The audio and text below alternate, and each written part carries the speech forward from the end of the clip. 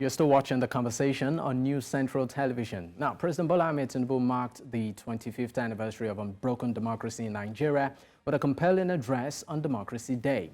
That's June 12th, 2024. Now, in his speech, he reflected on the nation's journey from the struggles of military rule to becoming Africa's most populous democracy, paying tribute to the heroes of the democratic movement and also emphasizing the importance of sustaining democratic values.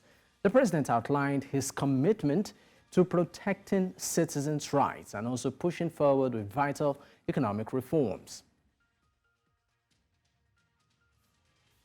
And of course, to shed more light on this and discuss elaborately, I'm joined in the studio live by two gentlemen. Comrade Amechi Asuguni is a former deputy president of the Nigerian Labour Congress, an industrial and labor relations expert, and also Nelson Ekujimi, a public affairs analyst. Gentlemen, thank you for joining me. Thank you for having me. It's a pleasure. All right. Happy Democracy Day. Happy Democracy Day to you too. Happy Democracy Day to Nigerians. All right. I think we should start off first by listening to some of the things the president said, earlier today, this morning. Let's take a listen. We lost great heroes and heroines along the way. And this struggle, the winner of June 12, 1993 presidential election, Chief MKO Abiola, the most significant symbol of our democratic struggle, his wife, Kudirat, General Shehu Musa Yar'Adua, and Pa Alfred Iwani, amongst others, sacrificed their very lives. They bravely surrendered their fortunes so that our nation might have a better one. I mean, we just give you, tidbits into what, or some of the things the president actually did say this morning to Nigerians, of course, on the 25th anniversary of unbroken democracy in the country. But just to give you bullet points of some of the things he said, pivotal things he said this morning, I would like that graphics to come on the screen right now. He talked about the ultimate sacrifice, for democracy. In that speech, you had him call the name of MKO Abiola, who, of course, he described as the hero of democracy. You have it on your screen there. The ultimate sacrifice for democracy. President Tinubu reminded Nigerians of the great sacrifices made by Chief Moshood MKO Abiola during the June 12 struggles. And also, he also made reference to certain individuals alongside the late MKO as heroes of democracy. Furthermore, the president went further by recognizing journalists in the struggle, particularly during the pre-democratic era, the sacrifices some of them made. I mean, one of such notable journalists is the later Dele Giwa, who, of course, died in the process.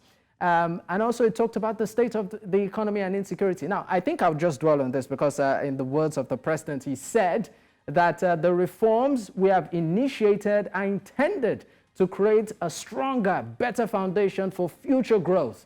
There is no doubt the reforms have occasioned hardship, yet they are necessary for a better tomorrow. I just paraphrased that. He also talked about the minimum wage, something a lot of people have been looking forward to. There were even videos of some individuals at that square chanting minimum wage. The president said an executive bill will soon be passed to the National Assembly on that, stressing that some sort of agreement has been reached. Well, let me start by, of course, let me go to my guests because we also went to the streets to ask Nigerians their opinion. We'll get to that. But let me start with you, Nelson. What do you make of what the president said this morning? Do you think that he addressed issues in the hearts of Nigerians? Absolutely, absolutely, because today is Democracy Day, and the president went down memory lane to remind even those who are not aware, who are yet to read the history books of the contributions of Nigerians to this democracy. Those that sacrificed their lives, those that lost limbs, lost businesses, and even lost everything. And he also talked about the economy, which we all agreed that is biting hard. The president didn't miss word in emphasizing that. The president also talked about the minimum wage that has been an issue for some time now, and that is going to send a bill. That is in tandem with democratic practice, because we are no longer in a military regime where the military council will just promulgate maybe the minimum wage. Now, because whatever amount is agreed have to be appropriated by the various tiers of government through the legislature, be the National Assembly or the State House of Assembly. So by and large, the president addressed the major issues confronting Nigeria. He also talked about security. And, so I don't know whatever the president has left out, but for me, I'm very satisfied because I have been a key player in the movement, even right from my university days. So he spoke to the issues. All right. Well, we, of course, need to go on a quick break. When we return, we'll be taking the opinion of Asuguni. Or better still, let's hear what some Nigerians actually did say concerning today. We'll be right back.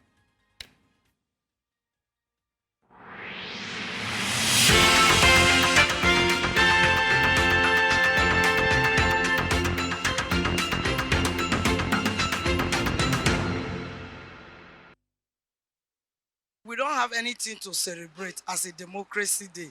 The country is just sounding like just the name, democracy. There is nothing to celebrate. Democracy in Nigeria, democracy. We are not supposed to be talking about democracy when there is hunger in the land. Well, they've turned everything to upside down. That's what I can say. Nigeria is not going as it's supposed to go again. As a citizen of Nigeria, you know how the country is going.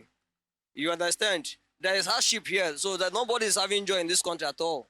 You understand? So that is the greatest challenges everybody is facing now. There is hunger in the land. And our government is doing nothing about it. In as much as we want some certain level of improvement, we still need to be a little bit, how do I put it? We just have to still relax. I know that the dividends will come and it will come in due time. I believe so much in the administration. The improvement we are talking about here, let the government subsidize the fuel and let there be food. Let them do the needful. The way the people out there are feeling about the whole situation and the economic situation, people are not happy. Understand? So when people are in a state that your mindset is out of, let me say, how do I put it? Maybe happiness, a state of happiness. I don't think there's anything to celebrate about the moment. The management of any company, do they represent the interest of the shareholders? So in this case, the Nigerian citizenry are the shareholders, and I think those in power, they are representing us fairly, but just for me, it's a 5 of 10. They are not doing what we want. Everybody know now, everything is expensive. Everybody know. So there is no need for them to look for who to blame. Nothing good is going on in our country. So it's actually zero. The democracy in question is for some set of people, not for the masses. Because if we are practicing democracy, we are not living in a society where there's insecurity, where we are facing all manners of challenges in the society. Everything has gone hike. Understand? Things are not easily affordable anymore. Your income cannot last just for a week. Once you earn a salary, your salary cannot cover you for a week. So not even you as an individual, or not for you as a family person. So I don't see the reason for us celebrating any democracy here.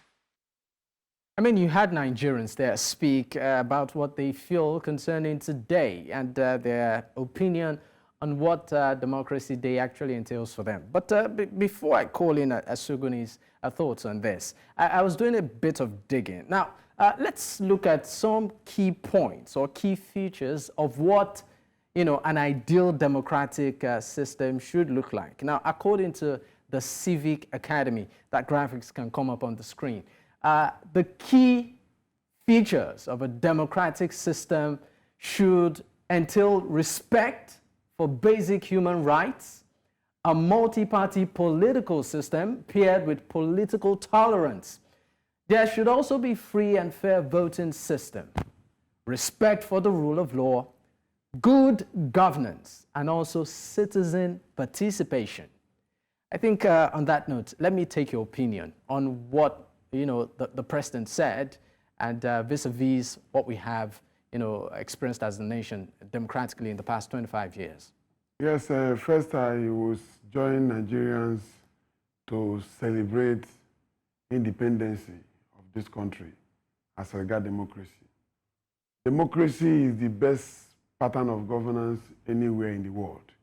And I don't want us to jettison democracy on the ground of poor or bad governance. But in terms of where we are vis-a-vis President's comment, I know Mr. President, one thing I like about Mr. President is a courageous lifestyle. Even when it's bad, he keeps giving hope. But I tell you, economy is far above expression. It has to actually enjoy activities of human contribution. Do you think the president's speech this morning, was weighty enough?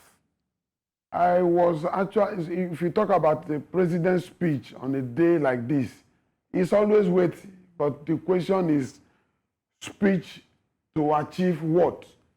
Speech coming from what foundation? So when we talk about president's speech on a democracy, yes, speeches of president gives hope to the nation. But as it is today now, Nigerians are looking beyond speech. You have heard of word that says action that speaks louder than voice. So the action of a president is seen in the economy, not actually on a desk. So I want to believe that opinion of Nigerians as at today, we should be taking more of Nigerians' opinion than the president's speech. So conducting and assessing democracy should be coming from the feeling of the people. Because when you define democracy, you put it on the people. You say it's of the people, it's for the people, it's by the people. Therefore, what are the people feeling as at today?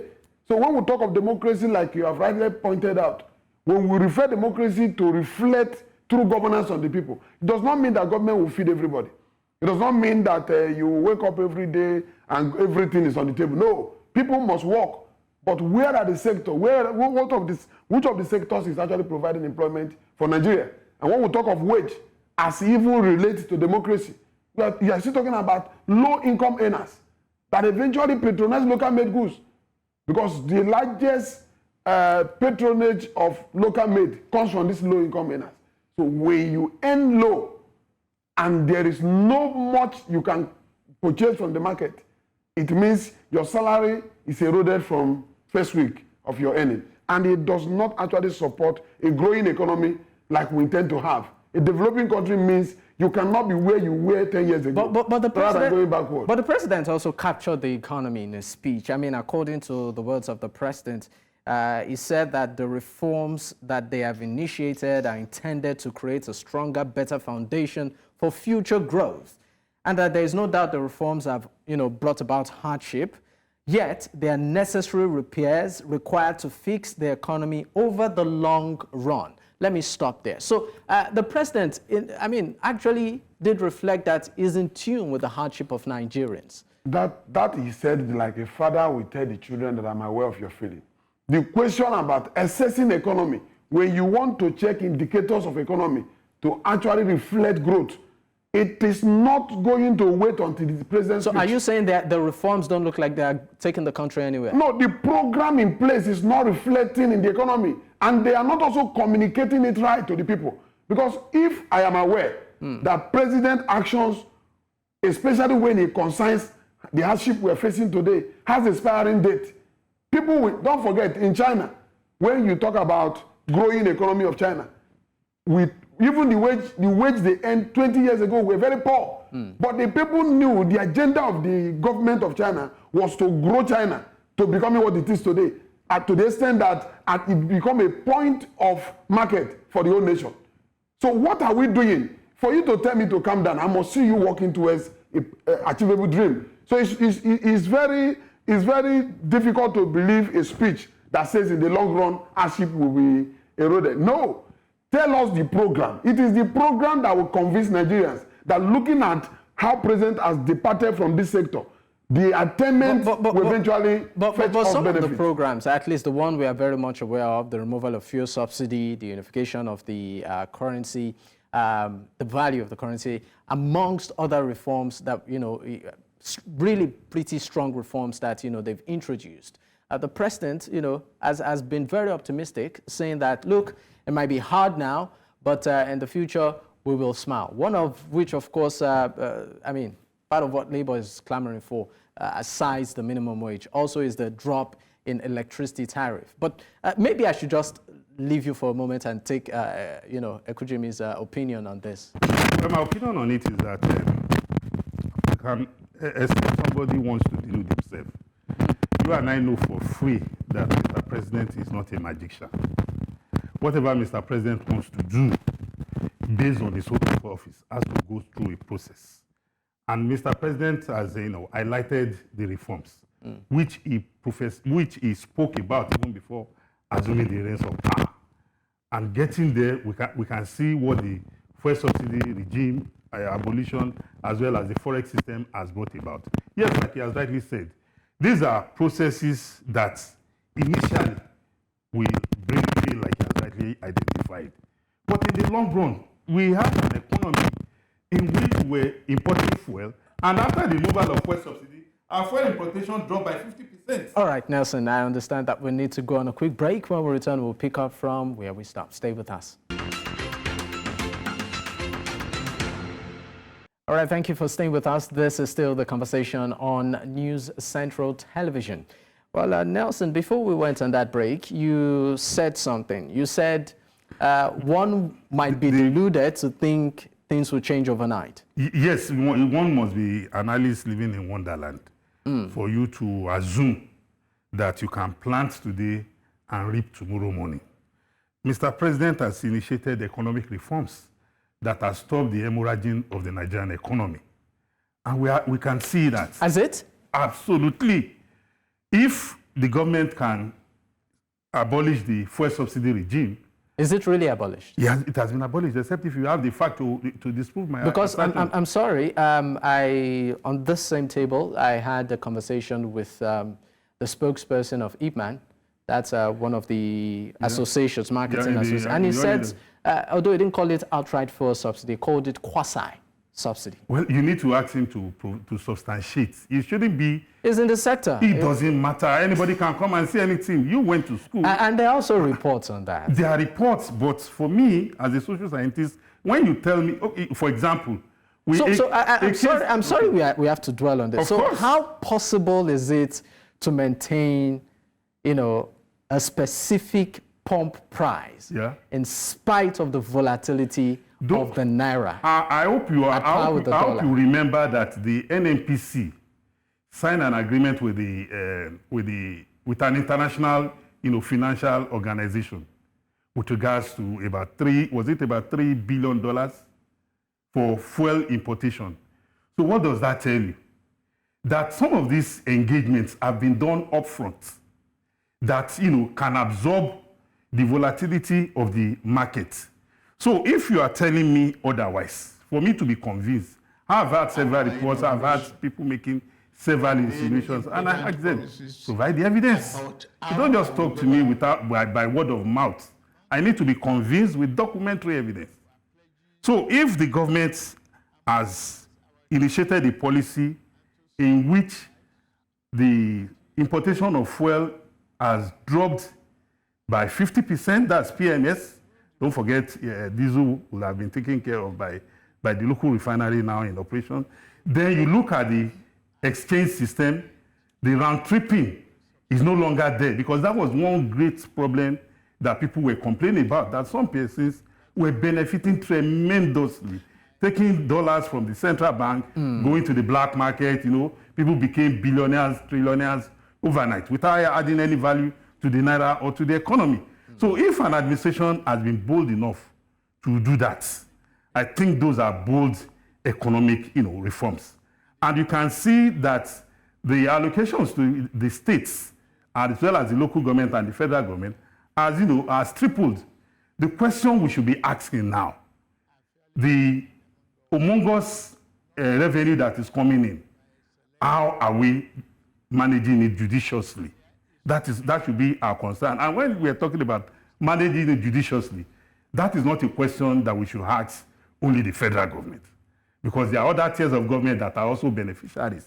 And these are chairs of government that are established by law, to serve the welfare and prosperity of the Nigerian people. So for me, the economic reforms, like he has rightly said, and that is why even part of the economic reforms is the attempt to transit to cleaner source of energy, the CNG, and which we know, is a means in process already, because we have been witness to some public transport vehicles on the road that are run on. I mean, you said quite a number of things, but I think reforms only, at the end of the day, translate to substance when people can feel it in their day-to-day living and their pocket. But maybe I should leave you for a moment and then move to Asuguni on this one. Well, I mean, feel free to react to any of the things Nelson has said. But specifically, my question to you is, for the past 25 years, do you think democracy as practiced in Nigeria has been fair to Labour, as a former Labour leader? I think if we judge by the tenure of democracy in Nigeria, it has been up and down. But I want to say workers are the same, whether in democracy regime or military. The question I would rather make emphasis is the question of a growing economy for all. Because economic reform is not limited to increasing wage. Economic reform, like I said earlier, is about the people. It's about the substance that actually minimize the poverty line. Because, yes, I agree, certain bold steps, not just steps, certain bold steps have been taken. Like my brother mentioned, governors are taking bigger allocation now, including the federal government. The question is, what are the economic programs that we are waiting for this money? So that was why you see people were questioning the immediate removal of subsidy without planning as giving us a very immediate hardship that government could not arrest the consequence. So it has elongated beyond their expectation. When Mr. President made that statement on the day he was taking office, he never knew that the prices of goods in the market by that statement alone will triple. To the extent that today, workers can no longer buy half bag of rice. So are you saying, because you said something that struck a chord, you said that economic reforms, isn't just all about an increment in wage or earnings, basically. So are you saying Labour is going about this whole issue the wrong way? That is Labour in the entire sector. Don't forget, federal government responsibility is not to just come and increase wage. Federal government owe the entire country social amenities, including the workers. So when workers are asking for wage, automatically they are telling you that we can no longer provide water for ourselves. We can no longer fund our generator. We can no longer pay transport to work. I mean, that would mean Labour's demand shouldn't be about increase in wage, if I'm to follow your logic. Labour is doing what is obligatory to them. Don't forget, Section 16 of this same, our Constitution, has guaranteed government-expected service to the people in terms of reasonable national minimum wage, in terms of social welfare, and every other thing that they will do that will enable workers even demand less of higher wage because social amenities are being provided by government. What I'm saying is, Labour is entitled to demand for their wage. Federal government is entitled to act beyond wage. That is the opposite. Demand of Labour to ask for wage is obligatory, it's legal, it's constitutional, it's overdue. But the question is federal government obligation to the entire country. What is the quantum of the working class in Nigeria that are asking for this? They are less than 15%. But I'm sorry. Of the workforce. So what happened to the other 85%? I'm still going to take you on this one because I believe that the NLC, their responsibility should encompass welfare. Welfare, broadly speaking. Welfare includes wage, standard of living, purchasing power, right? So my question back to you is this. Are you suggesting that maybe NLC should have maybe sponsored or pushed a bill requesting that, look, even though we know that there's an increase in wage, what we know with our people is that there might just be a spike in the price of goods in the market, and then we are back to the same issues that we started this protest. Why don't we look for, a way to drop living costs in terms of accommodation, feeding, and transportation, such that someone who earns decently can actually live a good life? The question you've asked now, there is no way labor will minimize demand because they are governed by law. Every organization has its constitutional role. Labor demand can prompt government look into the right direction that they were not actually thinking about. National Assembly have stopped certain bills because of labor protests. National Assembly has promoted certain bills because of protests. The same way, when labor demand for wage, you see Mr. President asking the finance minister, what is the ability of federal government as of today? That tells you that such demand is prompting government to begin to think out of the box to the extent that what are the right policies that can be in place, paying minimum wage that can be seen as living wage.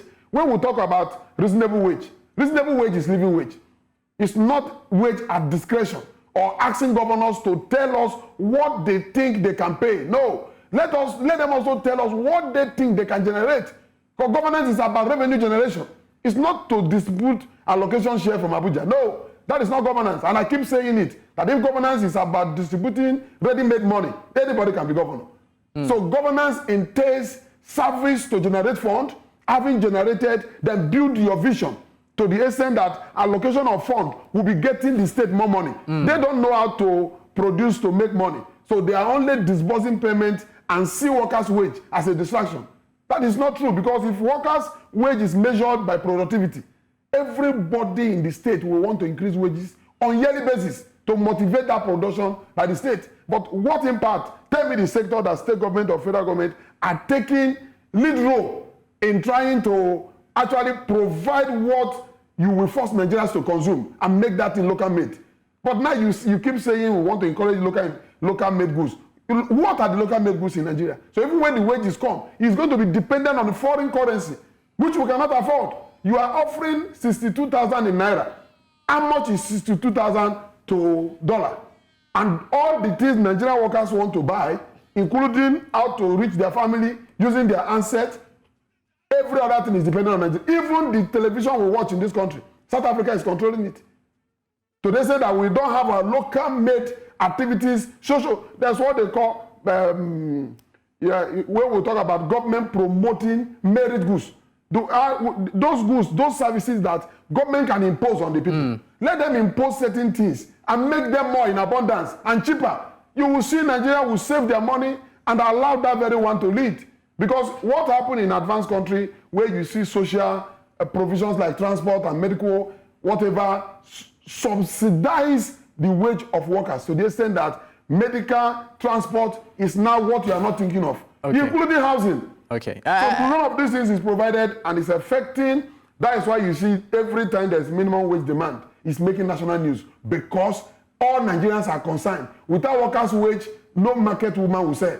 And everything is tied down. Today, I know what is happening. So are you going to blame the increase of goods today on the wage that people are saying that increasing wage? I would like to hear Nelson's reaction to this. I really apologize for cutting in. Suguni. Well, I want to disagree with him with regards to imposition. We should not forget that we are running a democracy that is guided by the Constitution. If the government, in its wisdom, decides to impose and it contravenes provisions of the Constitution, it just takes somebody to go to court and it becomes a nullity. So it should be more of persuasion. And when we are talking about a growing economy, we are talking about investment in basic infrastructure, say power, say transportation, say accommodation. These are the indices that will drive down the cost of living. I don't subscribe to government trying to rule by fiat or by decree, because I know we have passed that era. I'll also be among the first set of Nigerians that will challenge it, because I want the respect for my dignity to be maintained. And that was why a lot of us were in the trenches and sent the military out of power, where somebody will sit down because he's a military dictator and he will decree on our lives without the citizen participation that you mentioned. So if the government is going to take any measure, the government knows that it is guided, it is also bounded by the Constitution. Talking about wages, wages is not only a government affair. We all know the private sector, contributes close to 90% of the wage employment in this country, this medium and small scales.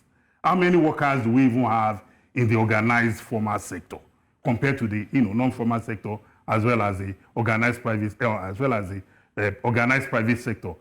The issue about this wage will not only be looked at from the point of view of what workers are asking for, it will be looked at from the point of view of the prevailing economic realities.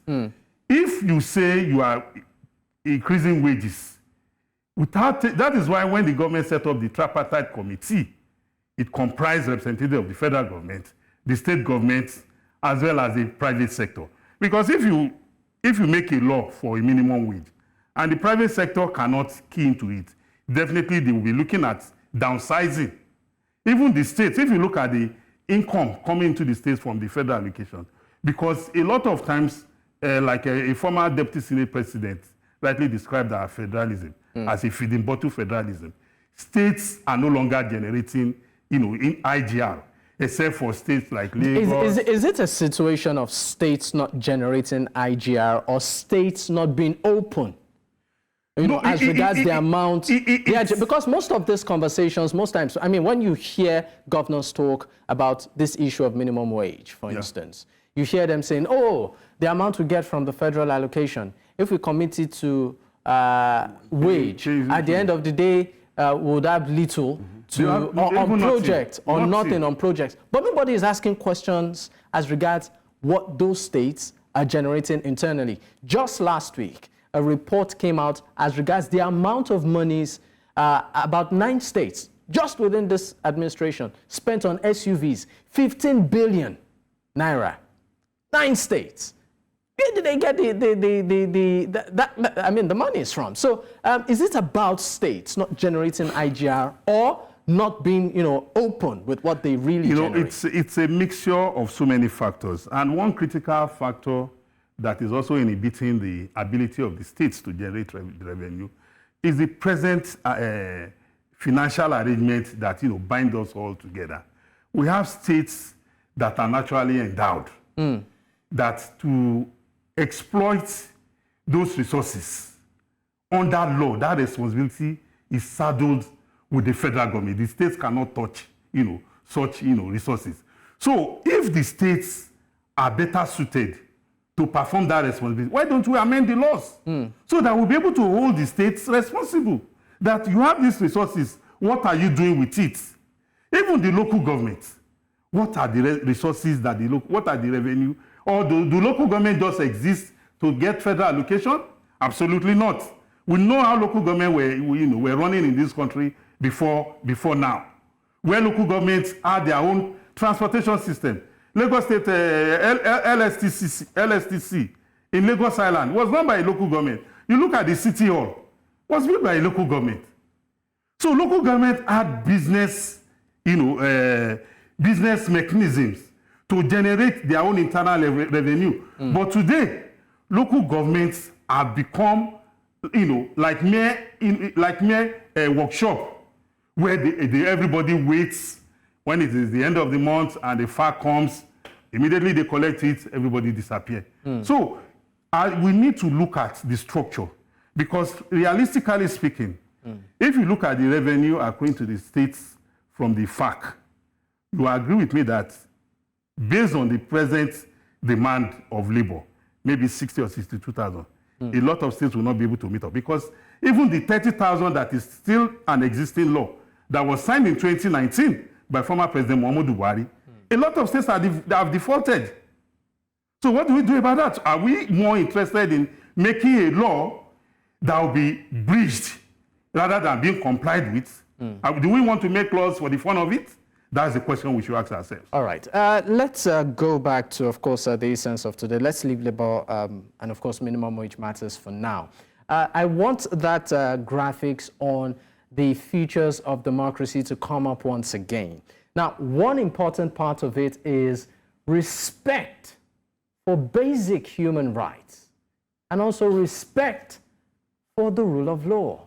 Respect for basic human rights and the rule of law. Now, my question is this. Do you see that, really happening within Nigeria, in the past 25 years? Even within this recent administration, I think I'll start with you, Asuguni, on this one. I mean, a typical example is this. We know what happened to the Labour leader, talking about Joajero, in Imo State sometime last year, where, I mean, there was a protest, and of course, we knew the fallout of that, where, he was physically assaulted. And there's also this notion, I think I'll reserve that other part for you, Nelson, the notion of the fact that an average Nigerian is afraid of any man in uniform, the military. Particularly, we have this reference, are we out of the shadows of that military era? You find out that once a military officer is offended or assaulted, or there are issues with the military, they seemingly look untouchable. So let me start with your reaction on this. Yes, is that happening? Respect for human rights and the rule of law. Yes, so permit me to correct one impression for purposes of viewers. I did not talk about imposing anything on Nigerians, but I am talking about government role. Such like government will tell you that they have banned the importation of rice to Nigerians. That is law. That means you are forcing Nigerians to consume the local made. So how much effort are you doing to make that local made goods sufficient for the market, such that excess supply can reduce the price automatically? That was my intention about government has a way of imposing certain things on Nigeria and they will crash the price. But coming to the rule of law in Nigeria, we are not there. The freedom that is supposed to be enjoyed by democracy is supposed to also protect the uniform men, such that what happened in Abuja last month wouldn't have happened, such that civilians will be accumulating pain or accumulating injustice. That feel of injustice, at any day they see that a military or uniform man is on the street and one behavior leading to another, they want to mob that person to death. That kind of threat is not safe for Nigeria. So democracy is not just freedom for the people, but also for the uniform men, because we're all Nigerians. So I tell you, when people are scared of men in authority, not just uniform men, because men in authority can use the uniform men to actually pave their way. That is a risk. When we talk of freedom, we talk about right to express yourself without fear, right to do what is lawful in the country without any harassment. So, but a country whereby you are scared to make certain statements, you are scared to indulge in protests. I've watched protests in other countries where we go. How citizens will be in their thousands protesting about injustice, and government keep begging them to come. But in this country, look at what happened in NSAS time in this same country, that we lost some Nigerians. So they try to put that fear. So anybody that wants to indulge in protest, your parents start calling you, be careful, remember, missing bullet, you may be killed. That is not true. Some of us are advocates of genuine protest that is lawful, that can correct any anti-people policy.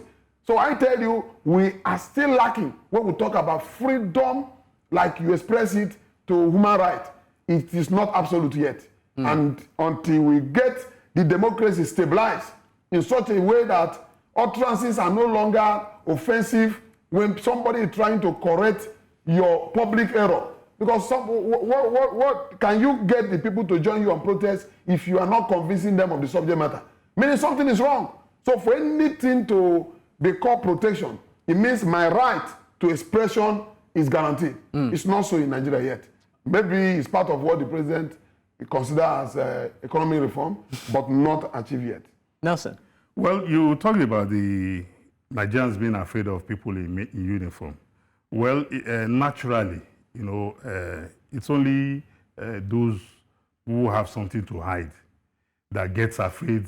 No, I'm just a minute. Okay. Just a minute. You Okay. have asked me a question. Let me respond. Okay. A greater part of the reason is because people lack education. Ignorance is a big factor.